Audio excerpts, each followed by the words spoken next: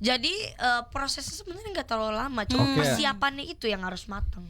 Mulai dari rekaman ya, mulai dari pembuatan MC dengan pengalaman dan juga kerelatan lagu ini terhadap kehidupanku. Akhirnya berlinang banjir tuh air mata. Iya, banjir sekali. Aku punya prinsip bahwa wajib mengeluarkan hal baru atau mendapatkan hal baru dari apa yang aku ulik ini. Karena percuma kan aku ngulik lama-lama sebulan 2 bulan tapi kagak ada hasilnya, ngapain? Iya benar. Nah itu belum kebayang. Belum kebayang karena itu jauh banget. Kan dia masih SD, masih kelas 6 Mbak. Karena kalau mengambil menempuh pendidikan di bidang musik yang full itu kan pasti jatuhnya ke universitas ya.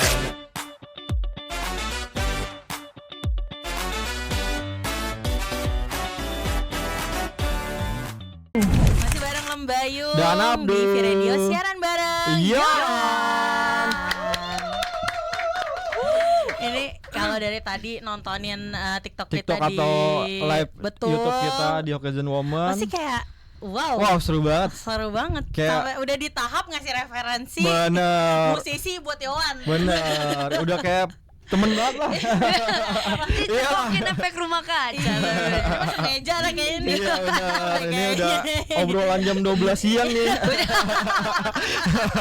Obrolan makan ya.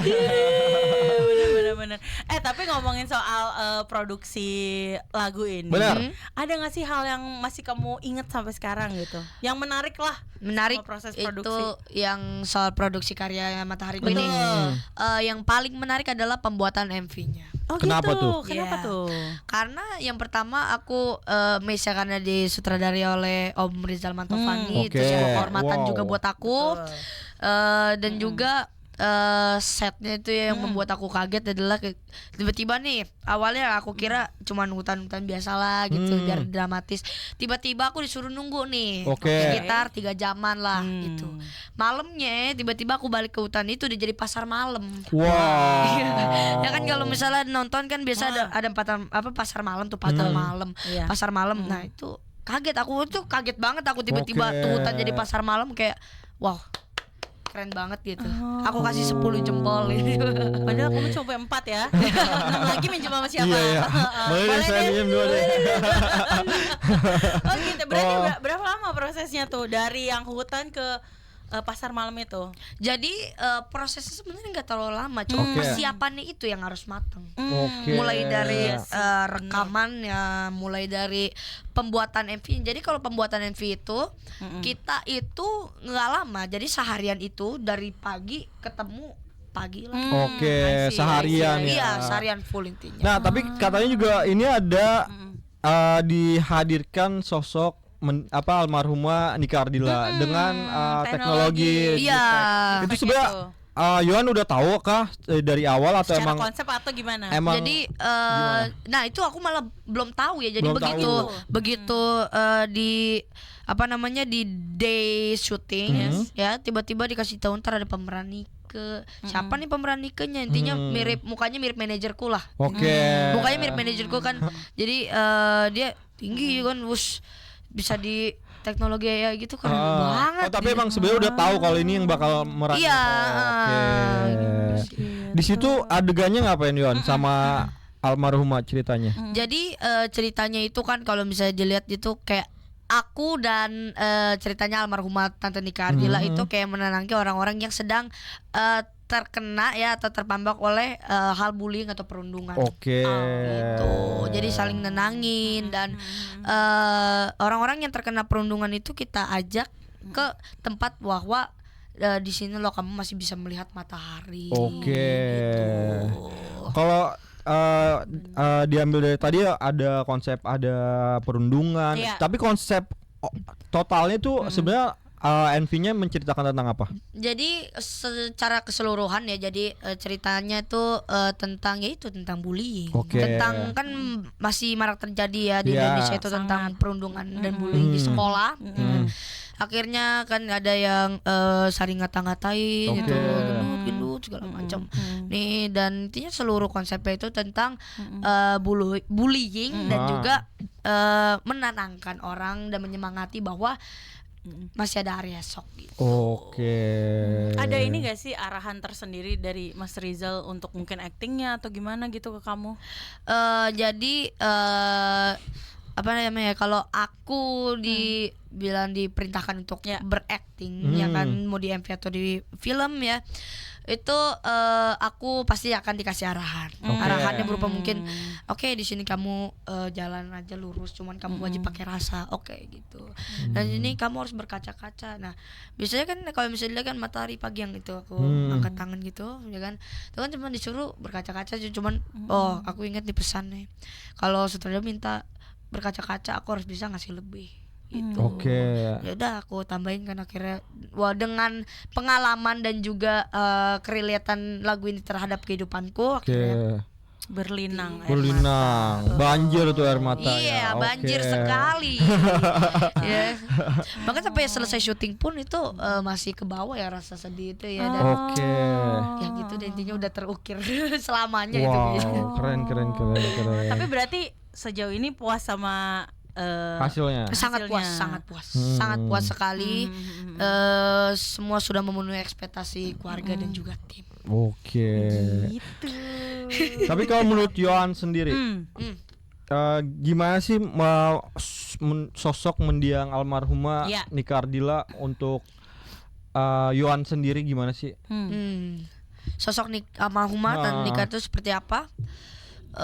Dia adalah sosok yang sangat melegenda, sangat legendaris, dan juga orang yang memiliki bateri sosial yang sangat tinggi, ya. Orang yang memiliki kerendahan hati yang sangat tinggi, orang yang memiliki energi positif yang sangat menyebar luas. Keren. Kalau di list nih fans, kamu ngefans banget sama artis-artis jadul, top 5-nya siapa? Ya, boleh. Top 5. Ya. Ini artis jadul ya yang udah almarhum, enggak apa-apa ya. Enggak apa-apa. Aman. Top Dari 5 pokoknya. Intinya dari top 1 dulu ya. Oke. Top 1 Freddie Mercury. Iya. Nomor 2-nya almarhumah Tante Nika Ardila. Terus Yang ketiga itu Whitney Houston. Yang keempat itu Michael Jackson. Dan juga yang terakhir itu Air Supply. Sekarang kita mau nanya, gimana harapan untuk Yohan untuk lagu Matahariku ini? Semoga lagu ini bisa menyinari banyak hati, bisa memberikan kehangatan bagi orang yang mendengarkan. Amin. Tapi harapannya Yohan mau nggak kalau misalkan nih lagu yang udah Yohan remake kan jatuhnya kan, atau perbaruin lah dari lagunya almarhum, akhirnya orang-orang tahu nih lagunya almarhumah atau lagu yang jadul lain, itu harapan Yohan juga mau ke situ atau gimana?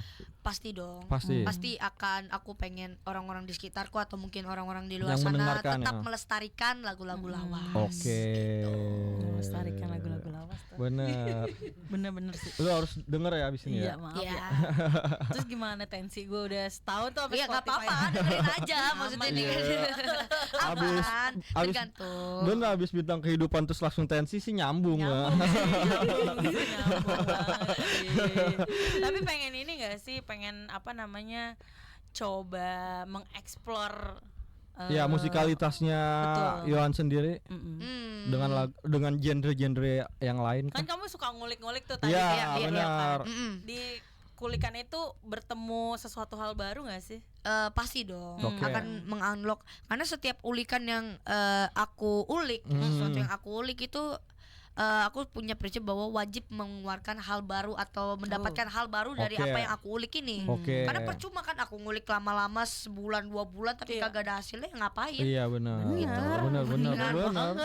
Bener banget, aku setuju sama kamu. Iya benar. Udah diulik-ulik nggak dapat apa-apa ya sayang. Iya benar. Aduh, itu gimana sih?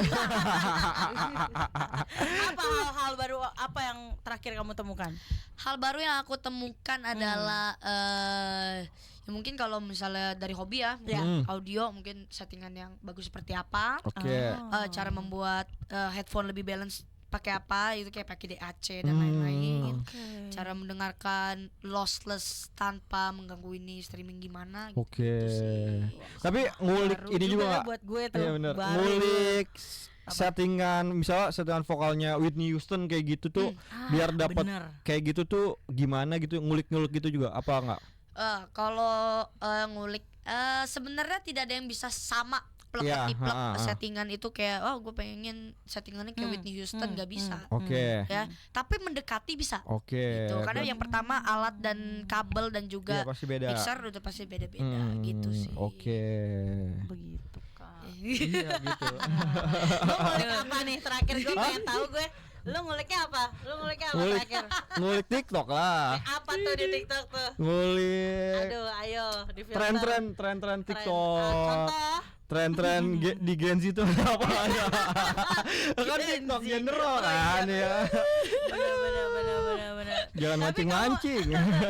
Kamu ada kepikiran untuk ngambil pendidikan yang serius musik nggak? ya? Iya. Musik.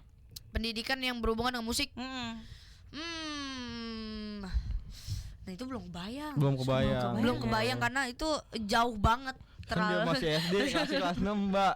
Karena kalau menempuh pendidikan di bidang musik yang full itu kan pasti jatuhnya ke universitas ya benar. Ini masih ada step nih ya, masih SMP, SMA, baru kuliah.